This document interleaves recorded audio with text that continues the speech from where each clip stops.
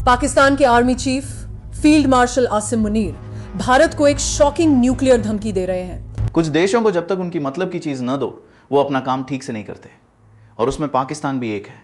उन्हें जो देना जरूरी है वो देना भी पड़ता है, और जो नहीं देना चाहिए वो रोकना भी पड़ता है। और खड़ास तौर पे अब देखो उन्होंने क्या दांव खेला है। कह रहे हैं कि हम तो मुसलमान आने से भी पहले, इस्लाम धर्म आने से भी पहले इसी नदी के भरोसे जिंदा थे। वो इतिहास में पीछे जाकर कह रहे हैं कि ये जो इंडस वैली सिविलाइजेशन का नाम है वो हमारे बारे में ही है। पाकिस्तान का कहना है कि हम ही इंडस वैली सिविलाइजेशन है। इंडस का पानी, इसी इंडस के पानी को लेकर आज पाकिस्तान लगातार एक बहुत बड़ा अनावश्यक बखेड़ा खड़ा कर रहा है। पाकिस्तान हमें सीधे सीधे धमका रहा है कि अगर तुमने हमें पानी नहीं दिया तो हम न्यूक्लियर हथियार से तुम्हें पूरी तरह तबाह कर देंगे।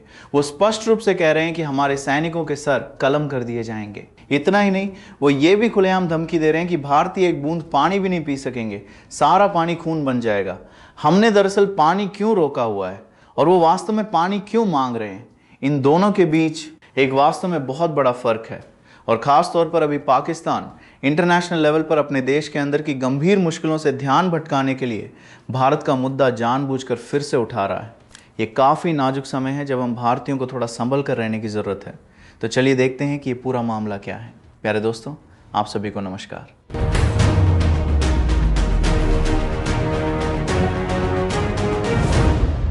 एक बहुत इंडस वाटर ट्रीटी है जी। इस इंडस वाटर ट्रीटी जिसे IWT कहते हैं, हमने वास्तव में इसका क्या किया? जब एक अचानक हमले में हमारे 26 से ज़्यादा लोग मारे गए तो हमने कहा तुम हमारे लोगों को इस तरह क्यों मार रहे हो, हम तुम्हें पानी क्यों दें? इसलिए हम इंडस वाटर ट्रीटी से पूरी तरह बाहर निकल रहे हैं। हमने एकदम साफ कह दिया कि हम तुम्हें पानी नहीं दे सकते। तो जिस पाकिस्तान को हमने पानी देने से मना कर दिया, उस पाकिस्तान को जब पानी की ज़रूरत पड़ती है तो उन्होंने अपने इंफ्रास्ट्रक्चर या अपने ज़रूरी बांध बनाने या इस पानी को जमा करने की कोई भी गंभीर कोशिश आज तक की है? बिल्कुल नहीं। उनके पास इन सब के लिए पर्याप्त वक्त ही कहाँ है।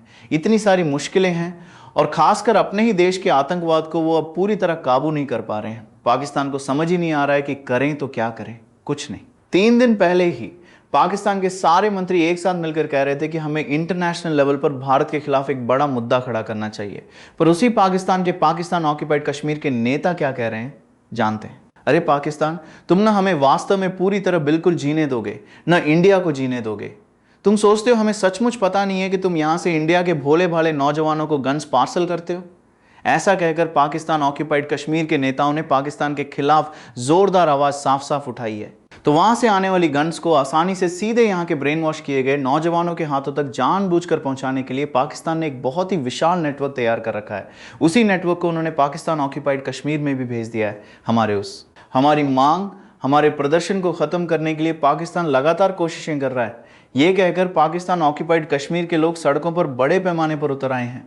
जब ये प्रदर्शन तेज़ी से बड़ा होने लगा तो पाकिस्तान ने धमकी दी, अगर तुम सब ने प्रोटेस्ट किया तो हम तुम्हें गोली मार देंगे। जो हम अफगानिस्तान में वास्तव में कर रहे हैं वही यहाँ भी करेंगे। और पता है ये लोग धमकी कैसे देते हैं? सीधे नहीं देते। अपनी मीडिया, खासकर विदेशी मीडिया के जरिए ये लोग ये खेल बड़ी चालाकी से खेलते हैं। अब पाकिस्तान के लिए जो मुश्किल आज सुबह अचानक से और भी बेहद बढ़ गई, कुछ नहीं, बलूचिस्तान की आज़ादी के लड़ाकों ने खुलेआम बाकायदा ऐलान किया है कि हमने उनके करीब 30-40 फौजियों को निश्चित रूप से मार दिया है। ये जो असल में जाना माना बलूच लिबरेशन आर्मी है ना, BLA, उस BLA के कुछ वास्तव में बहुत ही खास ग्रुप हैं।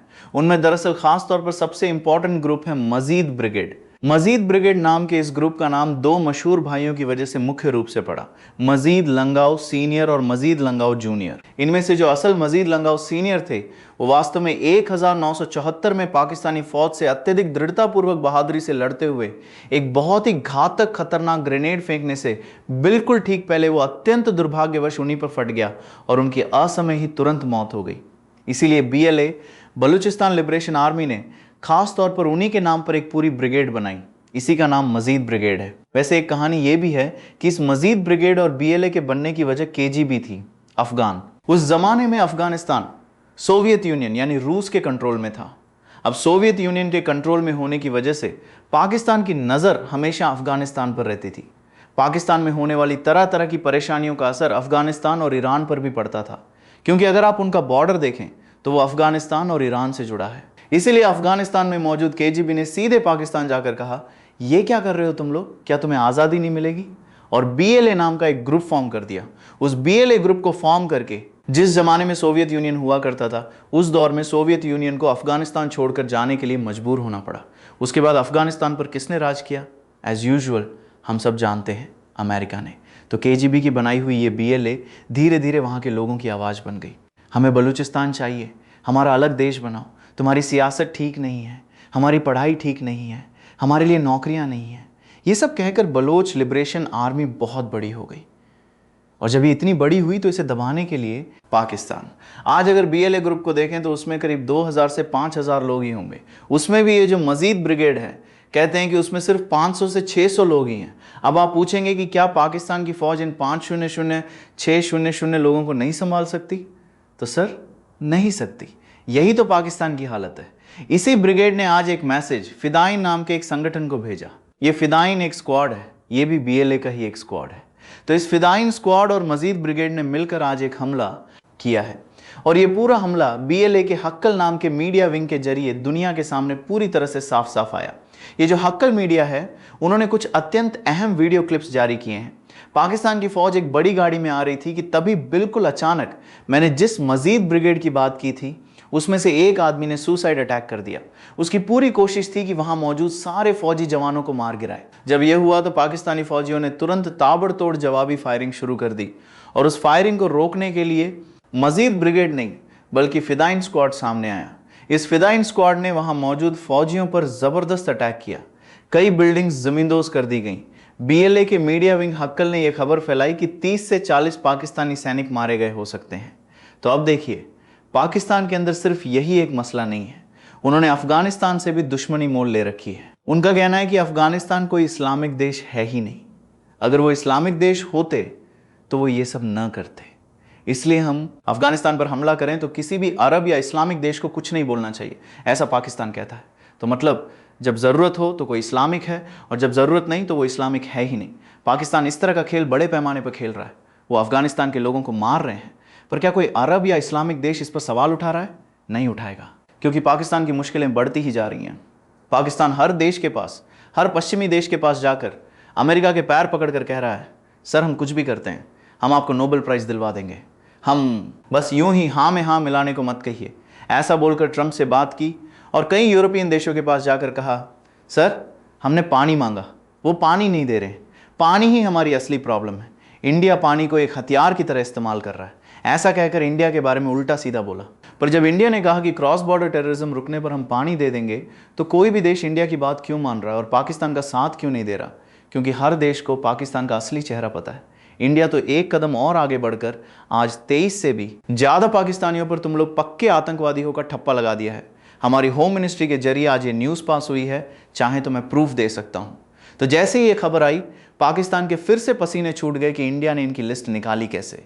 इंडिया में हुए हर हमले के पीछे जो लोग थे, उनमें से कई अननोन गनमैन के हाथों मारे जा रहे हैं, और ये एक सिलसिला सा बन गया है। पाकिस्तान ना खड़ा हो पा रहा है, ना चल पा रहा है, और ना ही कुछ सोच पा रहा है।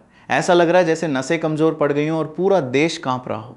इसी के बीच एक तरफ से बलूचिस्तान लिबरेशन आर्मी हमला कर रही है, दूसरी तरफ से POK से भी ज़ोरदार आवाज़ें उठ रही हैं। ऊपर से वहाँ के जो अपने पॉलिटिकल मसले हैं, इन सब दिक्कतों से ध्यान भटकाने के लिए पाकिस्तान को कोई मुद्दा चाहिए था, और अब वो पानी का मुद्दा लेके आए हैं। अरे ये पानी की बात, सर पाकिस्तान बना कब था? हाँ, जब हमें आज़ादी मिली तो कहा गया कि हम एक अलग मज़हब हैं, इस मज़हब के लिए एक देश चाहिए, इसलिए हम पाकिस्तान बना रहे हैं। जिन्ना ने यही तो कहा था ना। इसी बिना पर तो आपने पाकिस्तान को अलग किया था, है ना। तो मज़हब के एक रिलीजन के नाम पर बना हुआ देश पाकिस्तान ही तो है। पर आज वो कह रहे हैं कि ये हम पाकिस्तान के लिए नहीं मांग रहे, बल्कि ये इंडस का पानी हमारे पूर्वज हड़प्पा, मोहनजोदड़ो, इन जैसी कई सभ्यताओं के निशान हमारे देश में भी हैं। उस ज़माने में भी हमने इंडस का पानी इस्तेमाल किया है, इसलिए इस इंडस के पानी पर हमारा भी हक बनता है। हमें हमारा हक दिलवाइए। ऐसा कहकर उन्होंने इंडिया के खिलाफ आवाज उठानी शुरू कर दी है। अब वो हिस्ट्री में जाकर कह रहे हैं कि इंडस वैली सिविलाइजेशन, ये नाम ही तो हमारी पहचान बताता है। पाकिस्तान का कहना है कि हम ही इंडस वैली सिविलाइजेशन हैं। इस मामले में बांग्लादेश और इंडिया मिलकर नदियों को लेकर कई सारे काम कर रहे हैं। ये एक वास्तव में बहुत बड़ा प्रोजेक्ट है। बांग्लादेश के नेता कहते हैं कि हम होते तो पाकिस्तान को एक बूंद पानी भी नहीं देते, क्योंकि पाकिस्तान क्रॉस बॉर्डर टेररिज्म को पूरी तरह से कभी रोकेगा नहीं। जब वो ऐसा कह रहे हैं तो इंडिया भला पाकिस्तान के लिए कोई अच्छी पहल कैसे करेगा? कम से कम आधा % कोशिश तो पाकिस्तान को भी करनी होगी, तभी तो इंडिया कुछ करेगा। ये सवाल अब हर कोई लगातार पूछ रहा है। तो ओवरऑल देखा जाए तो अगले 1-2 महीनों में पाकिस्तान वो क्या करेंगे, पाकिस्तान विदेशों में जाकर ये कहेगा कि इंडिया हमें पानी नहीं दे रहा है, पर इंडिया के पास वैलिड पॉइंट्स हैं, हमने उन्हें पानी दिया था। अगर हम उनसे पूछें कि उस पानी को बचाने के लिए या उससे आपने कौन से अच्छे काम किए, उसकी लिस्ट दिखाइए, तो उनके पास दिखाने के लिए कुछ नहीं होगा। और ऐसा पाकिस्तान सिर्फ बड़ी बड़ी बातें कर रहा है। अचानक से कहते हैं कि हम चीन को सपोर्ट करेंगे, हम अपनी एक रॉकेट फोर्स बनाने जा रहे हैं, और इस तरह वो एक और कन्फ्यूजन पैदा कर रहे हैं। ऑपरेशन सिंदूर के वक्त पाकिस्तान को एक सच्चाई उन्हें पूरी तरह समझ आ गई थी कि इंडिया को हराने के लिए सिर्फ परमाणु हथियार रखना बिल्कुल काफ़ी नहीं है। इंडिया यकीनन एक ही दिन में उनके परमाणु हथियारों को ख़त्म कर देगा।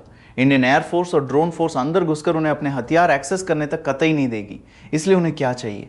एक रॉकेट फोर्स, और इसीलिए वो अब लगातार रॉकेट फोर्स बना रहे हैं। तो इंडिया के खिलाफ पाकिस्तान जो भी चालें चल सकता है वो सब चल रहा है, और पहले कदम के तौर पर वो इस इंडस वाटर के मुद्दे को वर्ल्ड लेवल पर जानबूझकर ले जाने की कोशिश कर रहे हैं। पाकिस्तान वहाँ के लोगों को परेशान करने और कश्मीर के अंदर तरह तरह की मुश्किलें खड़ी करने के लिए पाकिस्तान से बंदूक से लेकर ड्रग्स तक इंडिया में लाने की लगातार कोशिश की जाती है।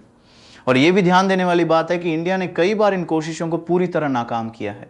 तीसरी बात, उन्होंने एक और प्रोपेगेंडा जानबूझकर शुरू कर दिया है कि बलूचिस्तान लिबरेशन आर्मी जो पाकिस्तान के खिलाफ है, उसे इंडिया ही भड़का रहा है, और पाकिस्तान जो अफगानिस्तान के खिलाफ कर रहा है उसका इस्लाम और अफगानिस्तान से कोई लेना देना नहीं है, ये कहकर कि वो कोई इस्लामी देश है ही नहीं। इस तरीके से वो अपने हमले कर रहे हैं। वजह यह है कि वो ये बर्दाश्त नहीं कर पा रहे कि अब अफगानिस्तान और इंडिया के बीच एक अच्छी अंडरस्टैंडिंग बन गई है।